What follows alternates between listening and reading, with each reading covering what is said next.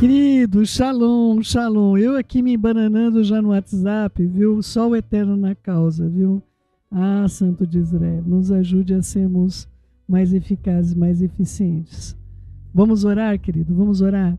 Querido Pai, em nome de Yeshua, nós colocamos esse tempo que estaremos juntos. Fale somente a tua Ruach HaKodesh, somente a tua bondade, a tua boa mão venha sobre nós, para que nós entendamos aquilo que o Senhor tem preparado para aqueles que te amam.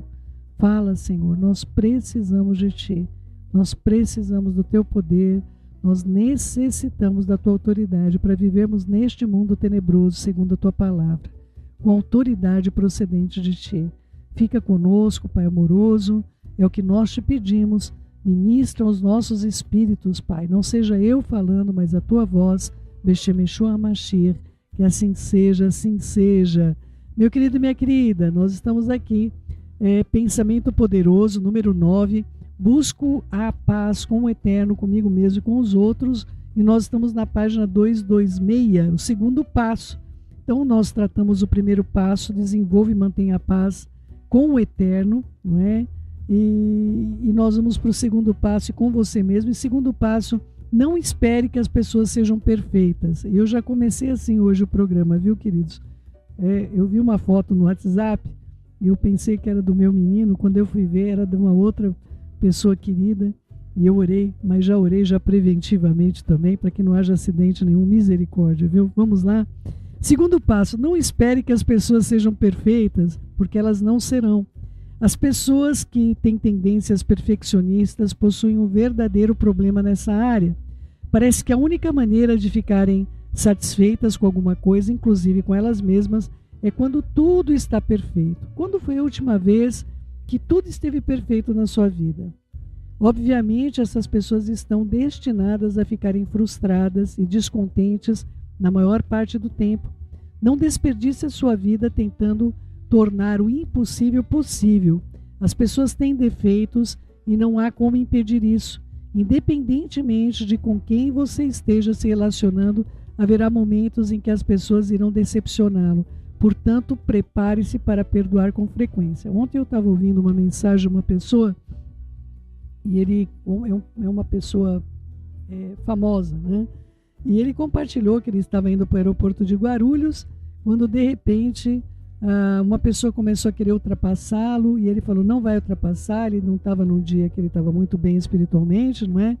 E não vai ultrapassar, não vou deixar ultrapassar, e aquilo foi criando nele um ranço, e chegou um dado momento que ele abriu o vidro, e eu não sei se a intenção dele era xingar, não sei o que ele ia fazer.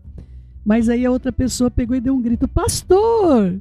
Ou seja, a pessoa estava tentando passar ele para cumprimentá-lo, não é? Então, muitas vezes, queridos, e é claro, graças ao Eterno, como ele mesmo disse, não sou eu que estou dizendo isso, mas ele fala na mensagem, ele diz, olha, graças ao Eterno que eu não falei uma bobagem, não é?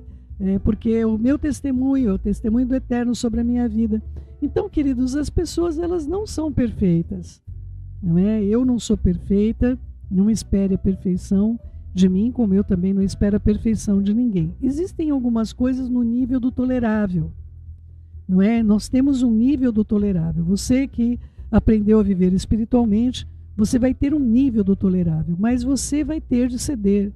O caminho nosso de vivermos bem passa pela humilhação, e não tem jeito. Há algumas situações onde eu sou mais bem sucedida com meu marido. Quando alguma coisa que aconteceu é de profunda inflexibilidade no meu espírito, vamos dizer assim, não, isso aqui eu não tolero, isso aqui é o meu limite, foi ultrapassado. E eu consigo entregar para o Eterno verdadeiramente aquilo que houve uma desconjunção entre nós, e o Eterno vai e trata com meu marido. Não sou eu tratando, eu não sei falar com meu marido, eu já aprendi isso. Mas o Eterno sabe falar com meu marido, e sabe falar de um modo que ele entenda. Não é? Ninguém quer errar de propósito, queridos. As pessoas não querem errar de propósito. Eu não estou tratando acerca de uma traição da sua confiança, e aí é pecado, você vai estar lidando com pecado. Eu estou lidando com relação à exigência de perfeição, não é? Se você nunca queimou algum alimento cozinhando, ou se você nunca estacionou onde não deveria, não é? Se você nunca tomou uma multa na sua vida. Então, se você tem contextos onde você não queria errar, mas você errou, você não queria. Eu não queria queimar aquela comida. Eu não queria estacionar no lugar que eu não deveria. Eu não queria tomar uma multa de trânsito, não é? Então, se essas coisas ocorrem com as nossas vidas, por que nós esperamos que os outros não vão ter situações de atos falhos com relação a nós também, não é? Então, é importante para a gente olhar para o outro com os olhos do eterno. E quando alguma coisa ocorrer, você precisa ter coragem para fazer isso e confiança. Você saber que o eterno cuida de você. Você não está errado naquela situação, está sendo imputado alguma coisa sobre a sua vida. Você sabe que nenhuma arma forjada contra você vai prosperar. Nós já estudamos sobre isso. Espere no eterno, porque você vai louvá-lo. É o que está escrito, não é? Agora, se você começar a querer que tudo ao seu redor seja perfeito, você está sendo injusto com você mesmo, você mesma, porque você não tem perfeição para oferecer para ninguém. E é interessante como nós somos complacentes com nossos erros, mas como os erros dos outros são avolumados diante de nós, são tão maiores do que nós possamos suportar. As pessoas apreciarão muito mais a sua companhia se você não as pressionar a serem algo que elas não podem ser. Eu gosto de estar com pessoas que me conhecem, me amam como eu sou. Eu tinha um pastor, quando a gente estava na Rádio AME, ele tinha um programa antes do meu, e era o pastor, o nome dele era Setúbal. Não tenho mais notícias sobre ele, porque foi há muitos anos, não é? Já, acho que fazem 8 anos que eu saí, ou 7 anos que eu saí da Rádio AME. Mas assim, ele tinha um jargão dele, não é? Porque ele errava muito nas coisas que ele falava, e ele dizia assim: me amem mesmo assim, não é? E eu achava tão assim interessante, porque ele era realmente um homem do Senhor, mas ele identificava: olha, eu tenho muita vontade de trazer a mensagem do Eterno, mas eu sei que eu sou falho, eu não consigo ler sem errar, eu não consigo, mas eu fui chamado para fazer isso. Eu tenho, na verdade, desenvolvi muito mais amizade naquele período, mas eu tenho um carinho muito grande por ele. E essa frase dele, me ame mesmo assim, eu achava fantástico, porque as pessoas que convivem com você, ou elas vão te amar como você é, sabendo que você tem os seus erros, você tem as suas faltas e falhas, e todos aqueles que você amar, você vai ter que passar por isso também, passar por sobre essas questões. Elas dizem que o amor é cego, e eu acredito até certo ponto, ele é mesmo. Meu marido realmente acha que algumas das minhas fraquezas são bonitinhas. Eu não acredito nisso, né? Por exemplo, às vezes eu posso ser um pouco rude, em vez de ficar irritado, ele apenas diz: aí está a chama que me fez casar com você. Meu marido não diria isso jamais, não é? Aliás, o meu marido, ele não somente foi meu marido, ele acabou sendo meu educador, ele acabou me trazendo parâmetros. Eu me lembro a primeira vez, vocês sabem que eu tinha uma vida como um crente nominal. Eu não enfrentava os meus pecados. Eu enfrentava, eu conhecia as escrituras e todas, mas eu não via que aquilo era possível de praticar. Para mim era como, eu conheço, isso aqui é algo, mas eu não acreditava que nós podíamos viver o que estava escrito, porque do contrário eu não viveria daquela maneira. Eu me lembro que eu estava acostumada em casa a ganhar as coisas no grito. E eu fui querer fazer isso dentro do meu casamento. Para que eu fui fazer isso? Meu marido esperou, depois que passou, ele era um novo convertido. Eu fiquei tão envergonhada, queridos. E ele falou assim para mim: olha, querida, na minha casa nunca eu vi gritaria. Nunca eu vi gritaria na minha casa. Então, eu queria muito que você soubesse que isso é algo inadmissível. Eu estou te falando como não crente. Como crente, então, queridos, aquilo que ele me falou, é claro, evidente que eu deveria saber tudo aquilo que ele estava me falando. Mas eu não fui educada para isso. Eu nasci e cresci num lar onde havia gritaria, onde havia uma disposição de enfrentar as coisas. Eu não gostei, sair batendo o pezinho que eu não gostei, batendo porta. Ninguém nunca me ensinou que não era para ser desse jeito, não é? E o meu marido foi usado na minha vida, inclusive como meu educador. com um conceito de uma cultura que ele trouxe para mim.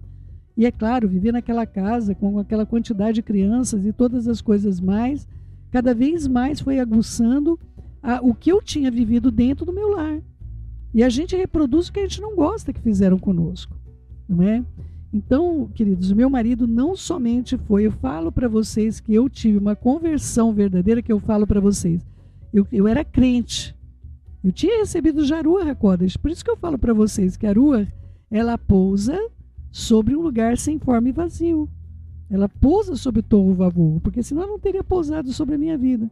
Mas a minha conversão, onde eu compreendi que o que estava escrito não era apenas para eu ler, mas era para eu praticar, por isso esse texto eu rejeito isso, não é? De que eu tenho uma má atitude e eu seja elogiada por essa má atitude, entende? Existem coisas que fazem parte da nossa personalidade, mas o pecado não pode fazer parte da nossa personalidade. Então, eu rejeito essa fala, porque eu não posso elogiar alguma coisa que uma pessoa faça contra a palavra, não é? Eu não estou julgando a Joyce, eu nem sei o que ela fez para ela colocar isso, mas o meu marido jamais ele elogiaria uma ação negativa que eu tivesse, uma ação incoerente ou uma ação de nervosismo. Pelo contrário, meu marido olharia e diria: querida, nós temos de melhorar isso aqui, não é? Meu marido foi muito usado na minha vida para eu me tornar quem eu sou hoje. E a minha conversão, que eu falo techuvá, não você conhecer as escrituras, não é você saber que aquilo é verdadeiro. Existe queridos, é impressionante, existe uma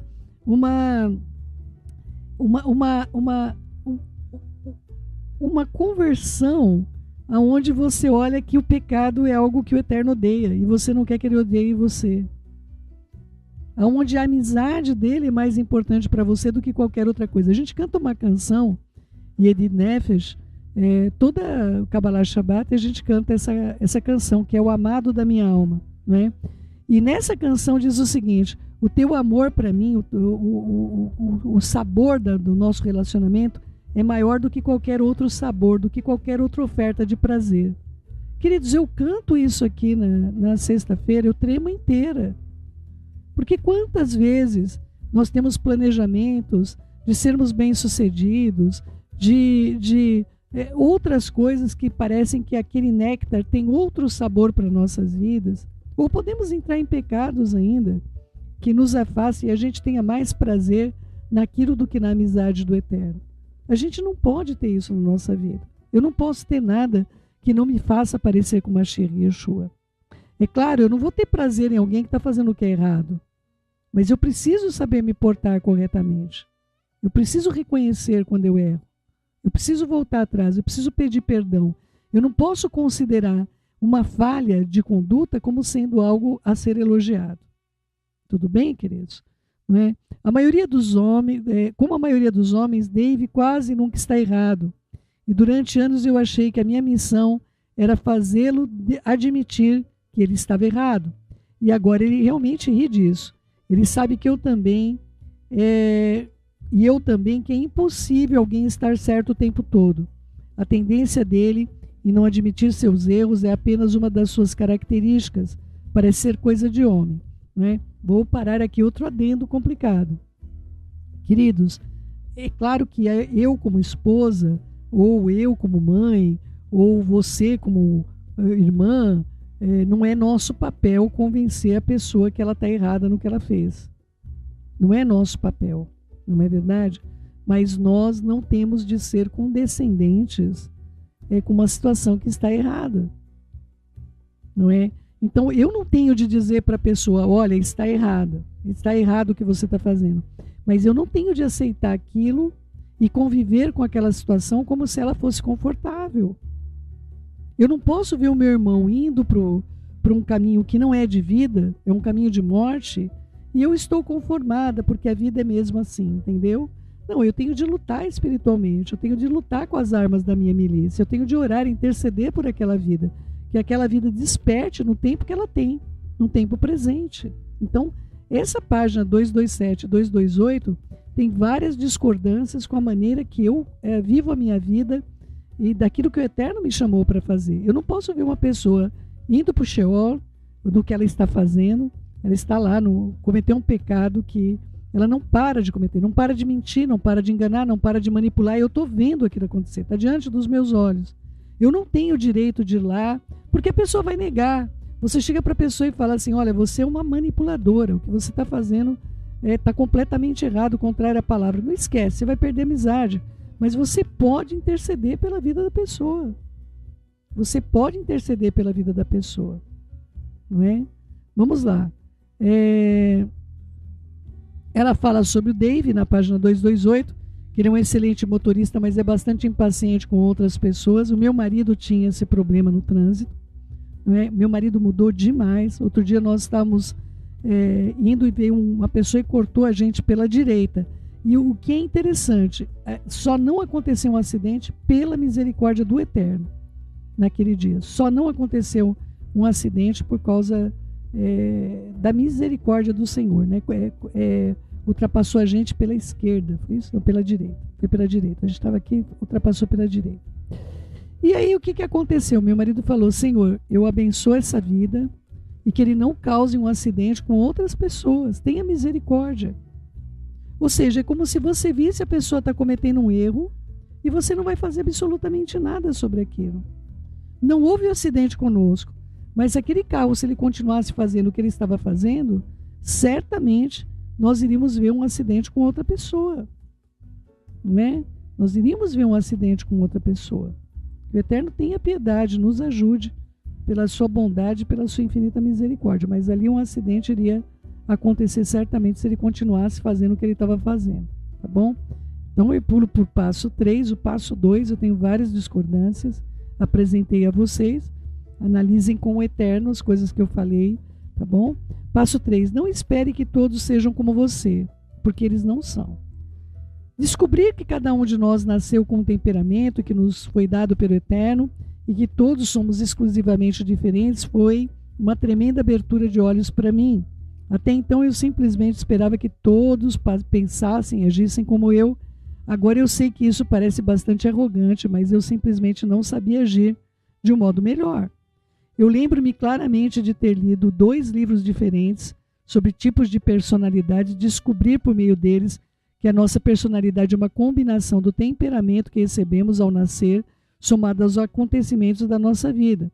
Então, eu recebi um temperamento categórico, forte e direto. Eu tenho qualidades de líder e eu quero estar no comando, tomando decisões rápidas ou impaciente e sempre tenho opiniões definidas sobre o que eu quero fazer. Impaciência, para a gente, queridos, não é tolerável.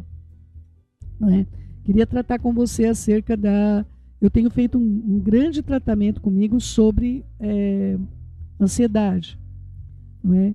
Eu passei por processos muito difíceis na minha vida e um deles me trouxe uma síndrome mesmo de ansiedade. Inclusive, a maior parte dos médicos tratariam isso. E eu fui tratada pela palavra do Eterno.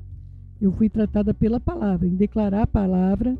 E assim, quem já passou por crise de ansiedade, eu tinha descompensação de respiração, aceleração, arritmia cardíaca, eu tinha secura nos olhos, eu tinha problemas digestivos, problemas intestinais, várias coisas decorrentes dessa ansiedade.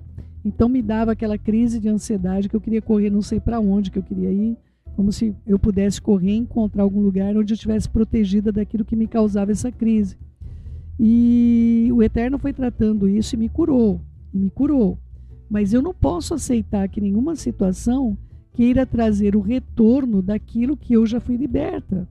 Então, uma das coisas que eu aprendi que me causavam, por exemplo, se alguém me pedir um link no WhatsApp, Céu, eu estou precisando de um link, eu tinha que agir imediatamente. Do contrário, eu ficava com aquilo. Vamos supor, nós tínhamos de fazer a mensagem. E a mensagem ela não vem quando a gente quer. A mensagem vem quando o Eterno quer. Não é? Então nós tínhamos a drachá para o Shabat. E chegava na segunda eu não tinha palavra. Na terça eu não tinha palavra. Na quarta eu não tinha palavra. Dificilmente de quarta para quinta eu dormia. Eu já entrava num processo de ansiedade e Senhor, o que vai ser trazido para essas pessoas? Como se o Eterno não soubesse que tinha de dar de comer para os filhos dele. Entende? Então eu tive de aprender a lidar com esse impulso, com essa questão da ansiedade, só que eu não posso lidar, ou alguma das coisas que me ajudaram muito foi o sono. Eu ficava aconselhando até meia-noite, 1h da manhã, 2h da manhã eu estava em aconselhamento. O Senhor falou, para com isso, a noite vem onde ninguém pode trabalhar. Então eu comecei, claro, nem sempre a gente consegue respeitar o horário que a gente... Ontem, por exemplo, a gente ultrapassou o nosso horário. Mas, queridos, tende a deitar cedo, aquietar o seu espírito, deixar o repouso entrar, ter uma boa noite de sono, se alimentar corretamente. Todas essas coisas nos ajudam na nossa ansiedade. Eu aprendi a ler as informações que são colocadas sem trazer no meu espírito que elas sejam verdadeiras. Eu estou publicando, a gente tem um canal, o canal da Cel, ali no Telegram, não é? Eu estou publicando as notícias, as melhores notícias, as mais informativas notícias. Isso não quer dizer que elas não têm uma manipulação por trás. Eu aprendi a ler notícias sem me trazer ansiedade. Eu aprendi a ler a notícia para eu orar por aquilo. Não é? Então é muito importante que você compreenda esse posicionamento em relação à impaciência. Não é? Aliás, é um dos dons. A paciência é um dos dons que nós recebemos da Ruach HaKodesh. Quando eu me casei com Dave, eu não consegui entender o que havia de errado com ele. Dave é mais tranquilo, leva mais tempo para tomar decisões, é muito paciente, não precisa estar no comando, se satisfaz com facilidade, muitas coisas simplesmente não importam para ele. Sem entender o que havia sido projetado pelo Eterno para ser do jeito que é, eu nunca eu estava satisfeita, estava sempre tentando fazendo com que ele mudasse e fosse como eu. Naturalmente, minha atitude gerou muitos problemas entre nós. Ele se sentia pressionado e eu ficava furiosa na maior parte do tempo. O Eterno estava me dando exatamente o que eu precisava, mas eu não sabia disso. Dave era forte onde eu era fraca, e onde eu era forte, ele era fraco. Então nós dois formávamos uma grande equipe. Mas até que eu parasse de tentar transformá-lo no que eu achava que deveria ser, nós dois fomos muito infelizes. Somos o que somos, embora o Eterno continue nos refinando para nos ajustar e sermos melhores ainda, somos nós mesmos. No dia em que eu percebi que eu precisava aceitar e apreciar Dave por quem ele é, toda a atmosfera do nosso lar e o nosso relacionamento mudou. Lido literalmente com milhares de pessoas que, se eu não tivesse aprendido que todos nós somos diferentes, eu acho que estaria louca a essa altura dos acontecimentos. No mínimo, teria ficado frustrada por toda a vida e teria tido êxito em fazer com que a maioria das pessoas que fazem parte do meu mundo se sentissem rejeitadas por mim. Eu recomendo firmemente que você pergunte a si mesmo com que facilidade você aceita as pessoas como elas são. Naturalmente, todos nós precisamos mudar e melhorar em certas áreas, mas a verdade é que somente o Eterno pode mudar a pessoa de dentro para fora.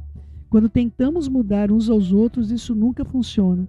Mesmo que alguém realmente tente mudar, porque estou insistindo que ele mude, uma pessoa termina ficando ressentida comigo e se sentindo pressionada.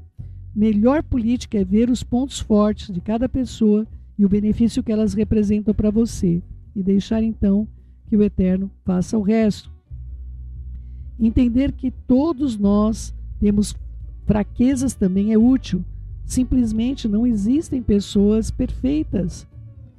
Vamos aprender a celebrar nossas diferenças em vez de permitir que elas sejam um ponto de discórdia e rejeição. Ela vai falar que ela tem 4 filhos todos diferentes uns dos outros e o amor que ela tem incondicional por eles e como ela pôde, por meio desse amor incondicional, favorecer que eles fossem o melhor, como eles são até o dia de hoje, inclusive atuando no Ministério Joyce Meyer. Passo 4, seja um encorajador e não um desencorajador. Todos amam estar com pessoas que celebram e observam seus pontos fortes e optam por ignorar suas fraquezas. Todos nós amamos ser encorajados e levados a nos sentir realmente bem com nós mesmos e detestamos estar cercados de pessoas negativas, desanimadoras e que tendem a procurar defeitos nos outros. Eu costumava ser o tipo de pessoa que queria que pelo menos eu tinha que mencionar qual era o defeito dos outros, quais eram os seus erros. Eu me orgulhava de pensar que eu era generoso bastante para perdoar, mas queria me certificar que as pessoas ao menos soubessem que eu estava perdoando. Então, ela ficava tipo dizendo para o Dave, olha, eu apaguei a luz do quarto de novo, olha, essas coisas, queridos, não vai ajudar a pessoa, não é? Principalmente se ela tem um déficit de atenção. Não adianta você querer mudar uma pessoa que tem uma limitação em alguma coisa, não é? O meu marido, ele vai acendendo as luzes. Por onde ele passa, eu acho que ele nasceu para acender as luzes, né? Por onde ele passa, ele vai acendendo as luzes. Mas eu não menciono mais nada sobre isso. Eu vou lá e vou apagando as luzes, entende? E às vezes eu vejo alguma luz acesa num lugar que não é conveniente. Aí, às vezes eu informo, falo, amor, você acendeu essa luz para ele ter atenção, mas ele não vai se corrigir. É uma questão da atenção, não é? Então, é aquela história que eu já contei para vocês da moça, que ela deixava todas as gavetas abertas e o marido tinha que fechar. Tiveram brigas homéricas por causa das gavetas abertas e aconteceu que o filhinho deles nasceu. Quando começou a andar, ele bateu a cabeça numa das gavetas abertas e teve que levar 5 pontos na cabeça. Era um bebê que já teve que levar 5 pontos. Então, o marido esperava, não, agora ela vai fechar as gavetas. Não adianta, queridos. Se a pessoa tem um déficit de atenção, ela não faz isso porque ela quer fazer. É nosso papel. Se você é um observador, você vai lá e apaga as luzes, para que a conta de energia não seja alta, não é? Algumas observações, às vezes, eu tenho de fazer. Olha, o aquecedor já tem água quente, porque do contrário ele não vai perceber. Ele vai ligar o chuveiro e não é necessário, já está com a água aquecida. Então, algumas coisas eu procuro informá-lo, né? Eu coloco as coisas aonde ele vai observar. Olha, está em tal lugar isso que você está procurando, não é? Eu sou uma encorajadora de ele se localizar, dele não se sentir perdido com as coisas que ele tem de encontrar, não é? Mas essa questão da atenção é algo peculiar à natureza dele. Isso não vai mudar. Eu sou uma ajudadora, uma auxiliadora idônea. Eu não tenho como alterar algo que a questão está num déficit de atenção. Entende, queridos? Vamos lá. Escolha uma pessoa com quem você gostaria de ter um relacionamento melhor. Comece a encorajá-la e elogiá-la com determinação. Vamos à questão da proposta aí do passo 4. Você não pode ser, vamos dizer, se você vai elogiar alguém, seja um elogio verdadeiro. Não faça isso porque a Joyce pediu para você fazer. Por exemplo, eu tive algumas coisas muito surpreendentes, né? A gente estava lendo o livro 5 Linguagens do Amor e meu marido começou a tomar algumas atitudes bastante surpreendentes para mim. E algumas coisas que eu vi que ele fazia por delicadeza. Não é um hábito dele colocar pasta de dente na minha escova. E aí, quando eu vi a pasta de dente na minha escova, a escova no lugar para eu escovar os dentes, eu falei, isso é um ato de gentileza. Então não tem como você não observar algo que alguém faz por você, um carinho para você de modo deliberado, não é? E eu observei, eu falei com ele, falei, amor, obrigada pela sua atenção comigo, pelo seu cuidado comigo. Eu entendi que ele estava cuidando de mim por esses atos que ele estava tomando. Talvez inspirado pelo livro, ou talvez algumas propostas que o livro faz. Olha, tenha atos de gentileza, faça isso. O livro é muito importante. Para todo casal deveria ler esse livro, não é?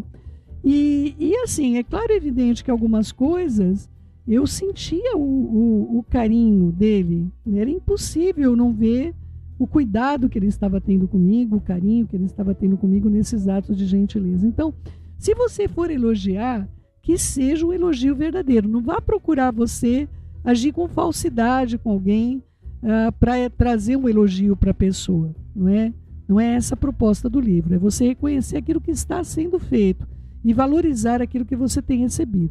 Tá bom, queridos?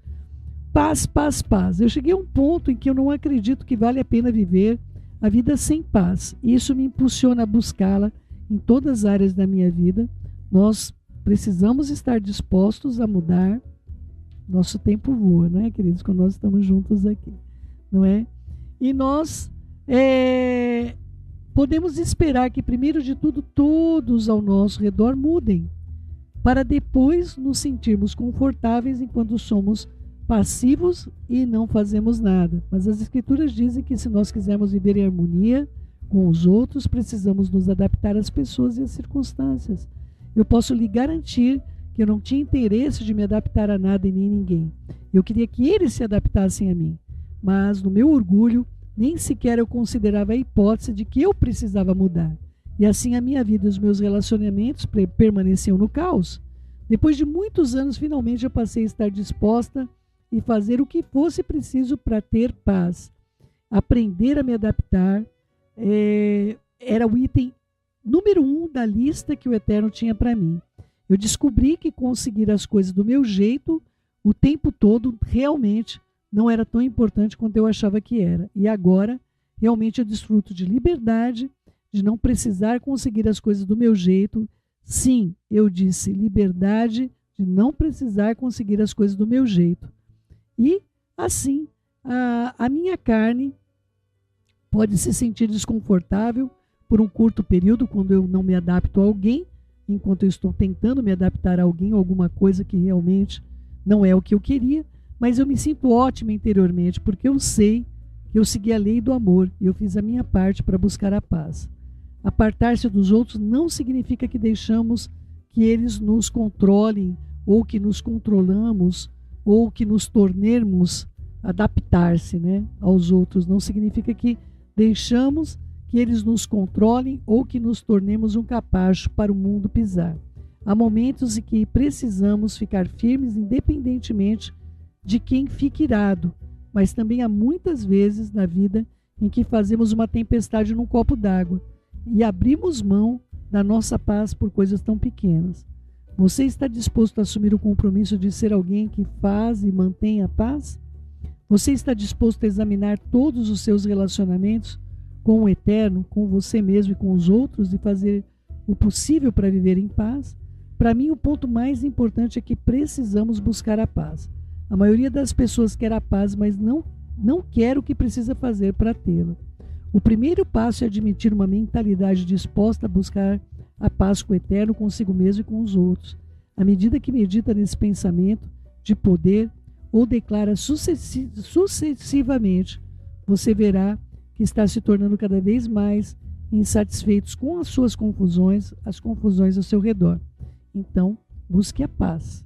Você buscará a paz e esse é o pensamento. O que você pode fazer para trazer mais paz aos seus relacionamentos? Palavras de poder: afaste-se do mal e faça o bem. Busque a paz com perseverança. Tem em mim, Salmo 34:14.